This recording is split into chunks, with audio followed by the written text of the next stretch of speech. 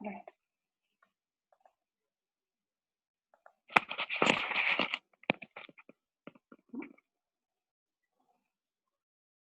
की या ह्युमनिझम मध्ये कुठल्या कुठल्या विचारांचा प्रामुख्याने अंतर्भाव होतो. मानव केंद्रीय विचारामध्ये मनुष्याला केंद्रस्थानी ठेवल्यामुळे ऐहिक बाबींमध्ये रस निर्माण होतो. त्यांचं सामाजिक संबंधांचा विस्तार झालेला आहे, त्यामुळे वेगवेगळ्या लोकांची त्यांच्या ओळखी, नातेसंबंध, व्यावसायिक संबंध त्यांचे प्रस्थापित होताना दिसतात. आणि या सगळ्यामधनं मनुष्याचं आत्ताचं आपलं जे जगणं आहे ते कसं सुखकर करता येईल, ते कसं अधिकाधिक चांगल्या पद्धतीने जगता येईल असा विचार केंद्रस्थानी येताना आपल्याला दिसतो. ह्यामध्ये आणखीन जी काही वैशिष्ट्य दिसतात ती इथे या स्लाइड्स मध्ये पुढच्या 2-3 स्लाइड्स मध्ये आपल्याला आपण नोंदवून ठेवली आहेत.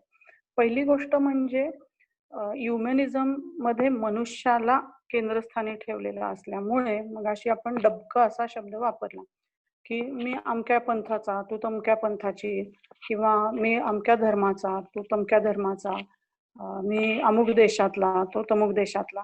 अशा वेगवेगळ्या कारणांमुळे तात्विक असतील, व्यावहारिक असतील किंवा धार्मिक असतील, जे वैचारिक फरक होते त्या फरकांमध्ये सुद्धा काहीतरी कॉमन गोष्ट, आपण सगळे मिळून एकाच कशाची तरी, ईश्वराची तरी लेकरं आहोत किंवा सगळे माणूस म्हणून एकमेकांचे विचार निदान ऐकून तरी घेऊया, समजून तरी घेऊया, असा एक समन्वयाचा विचार या काळामध्ये उदयाला आलेला दिसतो. की एकदा का मनुष्य म्हटलं की जरी भले समोरच्याचा धर्म माझ्यापेक्षा वेगळा असेल पण तोही माणूस आहे, मी पण माणूस आहे, निदान तो काय म्हणतोय ते मी ऐकून तरी घेतलं पाहिजे, हा एक समन्वयवादी, आज समन्वयाला थोडासा आपण वेगळा अर्थ मानतो, पण सिंक्रेटिझम असं त्याला इंग्लिश परफेक्ट शब्द आहे. तो प्लीज कोशामध्ये बघून आणखीन चांगला काही शब्द असेल त्याला तर जरूर सांगा.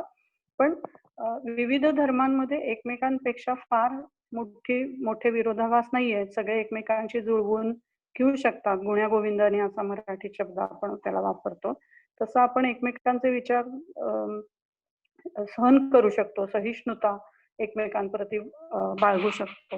हा विचार या मानव केंद्रीय विचारामध्ये अनुस्यूत होता. दुसरा भाग असा की rebirth of a lost human spirit and wisdom. त्यांना असं या मानव केंद्रीय विचारवंतांना वाटत होतं की मनुष्याची प्रतिभा आहे, मनुष्याची विचार करण्याची जी शक्ती आहे ती खूप महान अशी आहे आणि ती आपण पुन्हा एकदा माणसाची शहाणीव ज्याला म्हणतो, शहाणपण चांगल्या अर्थाने, ते आपण पुन्हा एकदा त्याला उजाळा देऊ शकतो आणि माणसं पुन्हा एकदा जसं पूर्वीच्या ग्रीको रोमन काळामधल्या लोकांनी छान छान मोठी मोठी महाकाव्य केली, रचना केल्या, पुतळे घडवले, चित्र काढली, तसंच आपणही काहीतरी महान मनुष्याच्या जन्माला आल्याचं सार्थक करू शकतो अशा विचारांमधनं या लोकांनी वेगवेगळ्या दिशांनी कृती करायला सुरुवात केली. ज्यामधली एक महत्वाची म्हणजे development of a new body of knowledge. ज्ञानाच्या क्षेत्रामध्ये त्यांनी भर टाकायला सुरुवात केली. मगाशी आपण बघितलं की ऑलरेडी त्यांना ऐहिक बाबतींमध्ये चांगलाच रस निर्माण झालेला होता की आपलं आत्ताचं आयुष्य हे अधिक चांगलं कसं होईल, मला आज जी थंडी वाजते ती थंडी न वाजावी यासाठी मी काय करू शकतो, चांगला शोध लावला कापडाचा तर आणखीन उबदार कापड मला मिळू शकेल का, असे अनेक अगदी प्रॅक्टिकल स्वरूपाचे वैयक्तिक माणसाच्या आयुष्यामध्ये ज्याच्यात सुधारणा घडेल अशा स्वरूपाचेही विचार या काळात लोक मांडायला आणि त्या दिशांनी कृती करायला त्यांनी सुरुवात केली.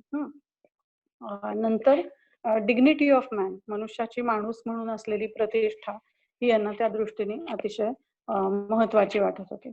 आधीच्या काळामध्ये पेनन्स म्हणजे शरीराला कष्ट देणं, मनाला कष्ट देणं हीच ईश्वरापर्यंत पोहोचण्याची एक वाट आहे असं मानलं जायचं. आणि आता मास्टरी ओव्हर नेचर त्यापेक्षाही पुढे जाऊन आपण निसर्गावरती काही एक मात करू शकतो. निसर्ग मला सांगतोय की बाबा इथे नदी आहे, इथनं तू पलीकडे जाऊ शकत नाही, असं म्हणल्यावर हे लोकांनी विचार करायला लागले की ठीक आहे, पण मी मनुष्य आहे, मी काहीतरी याच्यावरती मात करू शकतो, आपण पूल बांधून बघूया. निसर्ग मला सांगतो की तुझं आयुष्य 30व्या वर्षी खरं तर संपणार आहे, कारण त्या काळामधली लाईफ एक्सपेक्टन्सी कमी होती, मग ह्यांनी विचार केला की नाही, कशामुळे माणसं मरतात याचा मी विचार करतो आणि मग वेगवेगळ्या रोगांवरची औषधं किंवा रोगांच्या कारणांचा विचार मी आता करणार. अशा वेगवेगळ्या पद्धतीने निसर्ग निर्मित अडचणी असतील, संकट असतील किंवा मर्यादा असतील, त्यांना ओलांडून कसं पुढे जाऊ शकतो याचा विचार या काळामध्ये लोकांनी केलेला आपल्याला दिसतो. आणि फायनली असं म्हणू शकतो की या सगळ्या विचारांच्या केंद्रस्थानी काय, तर माणसाचा स्वभाव, ह्युमन नेचर. त्याचे भले वेगवेगळे मॅनिफेस्टेशन्स असतील, काही त्याचे मनुष्याचा स्वभाव हा वेगवेगळ्या मार्गांनी व्यक्त होत असतो. तो वेगवेगळ्या गोष्टींमध्ये यश मिळवत असतो, अचीवमेंट्स असतात त्याच्या. कोणी चांगल्या पद्धतीने गाणं म्हणू शकतं, कोणी चांगल्या पद्धतीने चित्र काढेल, कोणी चांगला स्वयंपाक करेल, कोणी जोरात पळेल, कुणाचं शरीर फार सुंदर असेल दिसायला, सुदृढ असेल.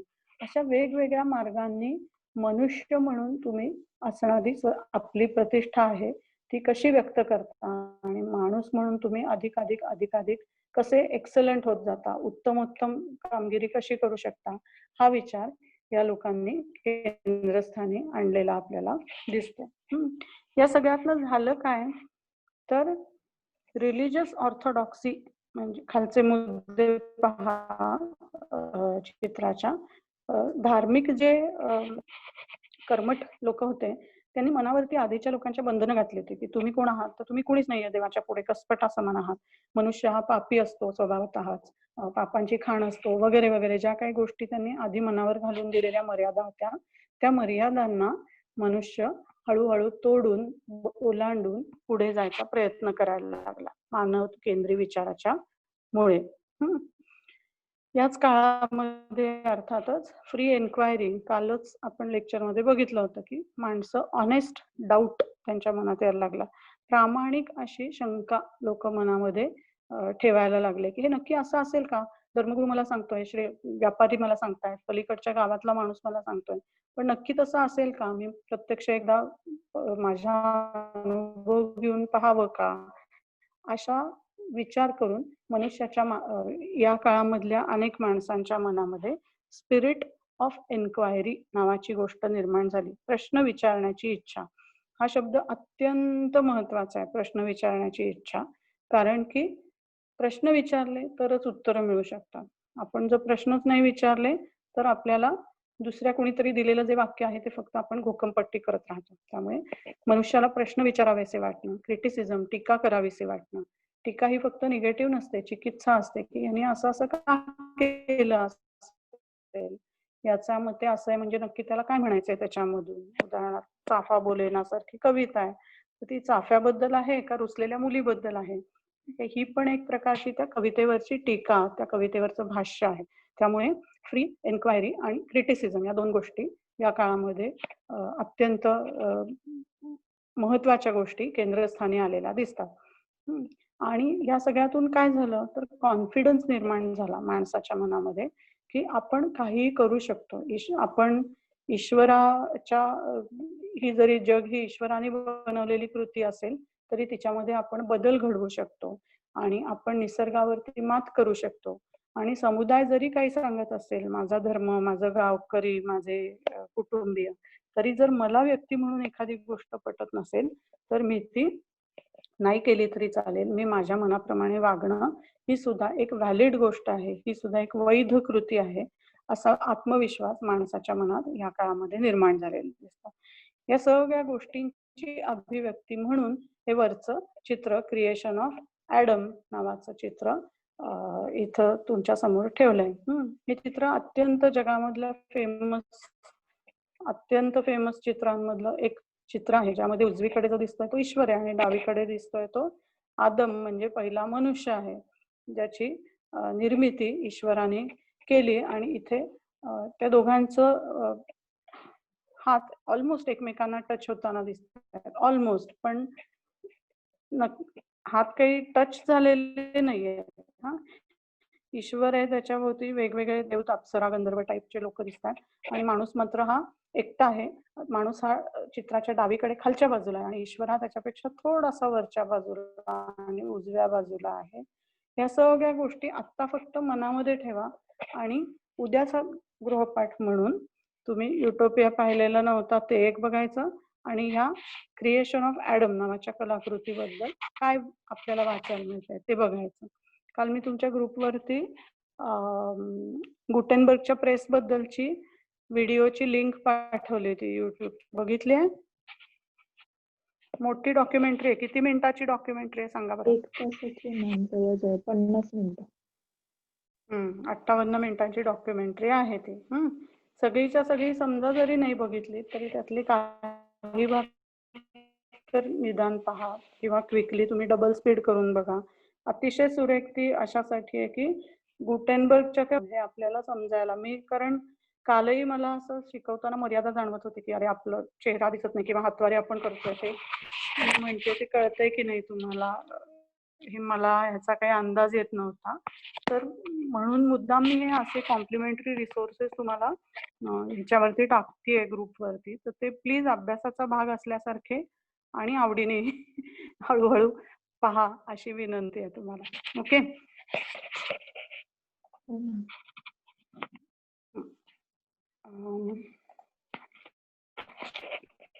ह्या सगळ्या पार्श्वभूमीवरती आपल्याला आता रेनेसान्सच्या काळामधल्या काही विशिष्ट कलाकारांच्या आणि काही विशिष्ट मानव केंद्री विचार करणाऱ्या व्यक्तिमत्वांचा परिचय आपण करून घेणार आहोत. तर त्या दृष्टीने आपल्याला प्राथमिक साधन पाहायचं झालं तर काय मिळेल की बा या काळामध्ये कोण लोक होती आणि त्यांनी काय काय केलं. तर हा वासारी नावाचा मनुष्य होता, वासारी नावाचा. त्यांनी जे पुस्तक लिहिलं ते पेंटर्स, स्कल्प्टर्स आणि आर्किटेक्ट या काळामधले उत्तम चित्रकार, मूर्तिकार आणि स्थापत्य विशारद या लोकांच्या बद्दल त्यांनी पुस्तक लिहिलं, गिऑर्गिओ वासारी नावाच्या माणसाने. आणि त्यांनी पहिल्यांदा ही रिनासिटा नावाची शब्दरचना योजलेली आपल्याला दिसते. रिनासिटा आपण बघितलं ना, रिनासिमेंटो म्हणजे रिबर्थ, रेनेसान्स साठीचा शब्द. ह्या मनुष्याने काय केलं तर क्वासिमो डी मेडिसी नावाचा एक अतिशय श्रीमंत मनुष्य होता. त्याच्या आश्रयदाता तो ह्याचा आश्रयदाता होता वासारीचा. आणि त्या डी मेडिसीने दिलेल्या पैशामधनं किंवा त्याने दिलेल्या उदार आश्रयामुळे यांनी उत्तम कलाकारांची चरित्र लिहिली. म्हणजे आपल्याकडे जसं महिपतीने लिहिलेली वेगवेगळ्या संतांची चरित्र मराठीमधली प्रसिद्ध आहेत, तशी या वासारीने लिहिलेली वेगवेगळ्या कलाकारांची, स्थापत्य विशारदांची चरित्र हा आपल्या दृष्टीने प्रायमरी साधन आहे. हा जगामधला पहिला आर्ट हिस्टॉरियन सुद्धा मानला जातो, कलांचा इतिहासकार. आणि त्यांनी टेक्निकल मेथड्स की चित्र काढताना कसं काय वेगळ्या पद्धतीचं चित्र काढलं अशी पण त्यांनी चर्चा त्या पुस्तकामध्ये केलेली आपल्याला दिसते. या दृष्टीने वासारी हा आपल्यासाठी प्राथमिक इतिहासाचा साधन करता म्हणून महत्वाचा आहे. याला जो आश्रय देणारा डी मेडिसी होता, मी म्हणलं क्वासिमो, इथं येतोय तो. तर ती डी मेडिसी नावाची फॅमिली काय होती, तर ही डी मेडिसी फॅमिलीची थोडीशी माहिती इथे दिलेली आहे. गिओवानी होता, क्वासिमो होता, लोरेन्झो होता, असे वेगवेगळे या कुटुंबामधले एका अत्यंत युरोपमधलं अत्यधिक श्रीमंत लोकांचं हे घराणं होतं. किती श्रीमंत, तर त्यांच्या घराण्यामधनं 4 लोक पोप झाले होते. 2 बायका त्यांच्या घरामधल्या मुली फ्रान्सच्या राण्या झाल्या होत्या. आणि हे सगळं कशाच्या बळावरती होतं, तर हळूहळू वेगवेगळ्या व्यापारांमध्ये आणि त्यांचा मुख्य व्यवसाय होता बँकिंगचा. तर ही डी मेडिसी बँक होती, ती वेगवेगळ्या ठिकाणी हुंड्या, प्रॉमिसरी नोट्स म्हणतो आपण, तशा देऊन विविध पोर्टला काय म्हणतो, बंदरांमध्ये बंदरांमध्ये जे व्यापारी लोक व्यापार करत त्यांना पैसा त्यांच्या साठी ते मॅनेज करण्याचं काम करत. तर ही लार्जेस्ट बँक युरोपमधली त्या काळातली ही डी मेडिसीनची होती, मोठी पेटी होती. एवढा पैसा की त्यांच्या घरातले लोक राजघराण्यामध्ये विवाहबद्ध होत आहेत, ते स्वतः एवढ्या मोठ्या कलांना आश्रयदाते होत आहेत. आणि पुढे त्यांच्या पदरी असणाऱ्या कलाकारांची नावं पहा, बॉटिशेली आहे, मायकेल अँजेलो आहे, लिओनार्दो दा विन्सी आहे. हे सगळे लोक यांच्या पदरी, यांच्या आश्रयाखाली राहून काम करत होते. तर एवढी श्रीमंती असताना एखादा मनुष्य म्हणेल की ठीक आहे आणि मोठे राजवाडे बांधले, ठीक आहे, पण मग ते चर्च आणि त्याच्यामधली पेंटिंग आणि हे सगळं कशासाठी करायचं? तर त्याच्यासाठी आपल्याला थोडासा ख्रिश्चन धर्म संकल्पनेचा विचार करायला लागेल. एक पटकन 2-3 मिनिटांमध्ये सांगते आणि मग थांबूया. व्याज नावाची गोष्ट ही सर्वच काय म्हणूया सर्वच धर्मांमध्ये व्याज या संकल्पनेचा विचार केलेला आपल्याला दिसतो. व्याज कशावरचं व्याज? मुद्दल आणि त्याच्यावरचं व्याज. व्याज म्हणजे काय असतं? तर व्याज याचा अर्थ मी तुम्हाला समजा 100 रुपये मागितले आणि तुम्ही मला 100 रुपये आज दिले आणि मी 1 महिन्यानंतर 100 रुपये तुमचे परत केले, तर तुमचे 100 रुपये माझ्याकडे महिनाभर मी वापरले, असा त्याचा अर्थ होतो. हे 100 रुपये जर तुम्ही तुमच्याकडे ठेवले असते आणि त्याच्यामधनं एखादी मेंढी घेतली असती, समजा 100 रुपयाला मेंढी मिळते, तर ती महिन्याभरानंतर मेंढीचं वजन वाढलं असतं खाऊन खाऊन आणि त्या मेंढीची किंमत 100च्या ऐवजी 110 रुपये झाली असते. समजा तुम्ही एखाद्या चांगल्या कंपनीच्या शेअर वाढणाऱ्या कंपनीमध्ये ते गुंतवले असते, तर त्या शेअरची किंमत वाढून 100ची कदाचित 200 झाली असती. सोन्यामध्ये गुंतवले असते तर त्या 100चे 105-103 रुपये झाले असते कदाचित. ही जी असणाऱ्या पैसा आपण वापरता जर ठेवला तर त्याच्यामध्ये होणारी मूल्याची वृद्धी आहे, त्याची जी किंमत वाढत जाते पैसा जेव्हा आपण वापरतो तेव्हा, ती होणारी जी वृद्धी आहे ती वृद्धी तुमचे पैसे तुम्ही मला दिल्यामुळे झाली नाही, कारण ते मी तुम्हाला जर 100च रुपये दिले परत, तर तुमचा पैसा वाढला नाही. अशा स्थितीमध्ये तुम्ही मला म्हणता की हे बघ, मी या 100 रुपयाची मेंढी घेतली असती तर मला 1 महिन्यानंतर 110 रुपये मिळाले असते त्या मेंढीचे. त्याच्यापेक्षा तू असं कर, मी तुला आज 100 रुपये देते, तू मला 1 महिन्यानंतर 105 रुपये परत कर. अगदी मेंढीच्या इतके नाही, कारण ती मेंढी मरू पण शकते, रिस्क असते त्याच्यामध्ये, पण तू मला परत करताना 105 रुपये दे.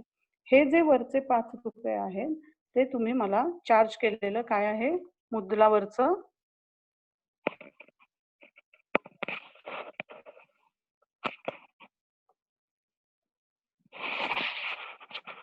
100वरती 5 रुपये हे मुद्दलावरती काय मिळालेलं आहे तुम्हाला? व्याज. व्याज. व्याज. तर वेगवेगळे धर्म जे असतात त्या धर्मांमध्ये व्याज नावाची गोष्ट जे लोक कमावतात त्यांना चांगलं मानलं जात नाही, विशेषतः इस्लाममध्ये आणि ख्रिश्चॅनिटीमध्ये. व्याज ही गोष्ट अगदी वाईट मानली जाते. का बरं मानली जात असेल व्याज घेणं ही वाईट गोष्ट? तुम्हाला इस्लामचं तर माहित असेल, इथे आपल्या इथे मुस्लिम ती अर्बन बँक आहे.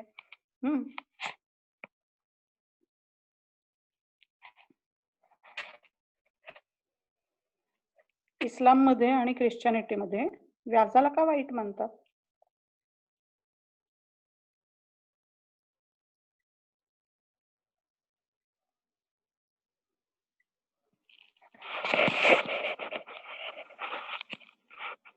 काय गेस कोणाचा? काही जागे आहात का? मॅम, कारण मदत केली पाहिजे आणि असं व्याज वगैरे नाही घेतलं पाहिजे असं काहीतरी असेल, म्हणजे मदत भाव असावा पण असं त्यातून काही हे नको व्हावं म्हणून कदाचित. अजून हे तर आहेच की आता मी समजा म्हणजे कुणाला मदत करते तर त्यातून प्रॉफिट नका घेऊ, म्हणजे असं. बरोबर आहे. म्हणजे नफा ही गोष्ट एकूणातच कमवणं हे वाईट मानलं जातं एकीकडे. दुसरी गोष्ट अशी, मी तुझ्याकडनं 100 रुपये घेतले आणि मी त्या 100 रुपये काहीतरी कष्ट केले, काम केलं अमुक तमुक आणि मग तुला 105 रुपये परत दिले, तर ते कष्ट करणारी मी होते, तू नव्हता. बरोबर आहे? Right right right. त्यामुळे व्याज याला या दोन्ही धर्मांमध्ये असं मानलं जातं की व्याज हे बिन कष्टाने मिळालेले पैसे आहेत. आलं लक्षात? येस मॅम, आलं लक्षात. व्याज म्हणजे किंवा इंटरेस्ट हे बिन कष्टाने मिळालेले पैसे मानले जातात. यामधनं असं झालं की ख्रिश्चन धर्मामध्ये आणि इस्लाममध्ये जे कोणी लोक व्याजाचा धंदा करतात, म्हणजे सावकारी करतात किंवा आणखीन इतर हे असे बँकिंगचे वगैरे व्यावसायिक असतात, त्यांना धार्मिक दृष्ट्या अजिबात प्रतिष्ठा मिळत नसे. डी मेडिशी फॅमिलीच्या या कलांना आश्रय देणं आणि धर्माला आश्रय देण्याच्या मागे हा एक गिल्टचा विचार होता, हा एक अपराधी भाव होता, की आपण जे पैसे कमवलेले आहेत ते पैसे तर खूप कमवले, पण धर्मगुरू काय म्हणतात, तुमचे पैसे हे तुम्ही बिनकष्टाचे कमवले, तुम्ही व्यापाऱ्यांना पैसे दिले, व्यापाऱ्यांनी कष्ट केले आणि तुम्ही व्याज कमावलं. हा जो एक अवमान होता, हे जे एक अपराधाची भावना होती, त्या भावनेमधनं मुक्त होण्यासाठी या लोकांनी काय करायला सुरुवात केली, तर आपल्याकडचे जे दादा लोक करतात तेच. जेव्हा मनुष्याला खूप पैसा अमान्य मार्गाने मिळतो, तेव्हा तो काय करतो माणूस? ब्लॅकचा वाईट. चॅरिटी ब्लॅक करण्यासाठी आणि समाजामध्ये मान्यता मिळवण्यासाठी मग लोक काय करतात, कुठल्या तरी देवाला किंवा धर्माला देणग्या देतात, किंवा आणखीन असंच कुठंतरी जिथे सामाजिक प्रतिष्ठा मिळेल. ब्लॅक आणि व्हाईट आणि चॅरिटी ही दोन्ही करेक्ट उत्तर आहे. त्याचं कारण असं की जो पैसा तुम्हाला ऑलरेडी मिळालेला आहे, परंतु ज्याच्या सोबत तुम्हाला प्रतिष्ठा मिळत नाहीये, ती प्रतिष्ठा मिळवण्यासाठी माणसं काम करायला लागतात. डी मेडिशी फॅमिलीनी धर्म संस्थांना केलेली मदत ही या बॅकग्राऊंड वरती आपल्याला बघायला लागते, की त्यांना सगळा पैसा बँकिंग मधनं आणि व्याजातनं मिळाला होता, आणि त्या पैशाचा विनियोग करताना, किंवा विनियोग तर त्यांनी इतरही अनेक ठिकाणी केला, त्या पैशाच्या मधून चांगली इमेज तयार व्हावी आपली, यासाठी त्यांनी जे वेगवेगळे प्रयत्न केले, त्यातून युरोपमधल्या अनेक महत्वाच्या कलाकारांना त्यांनी आश्रय दिला. चर्चेसमध्ये त्यांनी ही चित्रबित्र रंगवून दिली, असं आपल्या लक्षात येतं. म्हणजे होताना काम झालं धर्माच्या संघटित संस्थांचं किंवा या कलाकारांचं, आणि प्रतिष्ठा कुणाला मिळाली?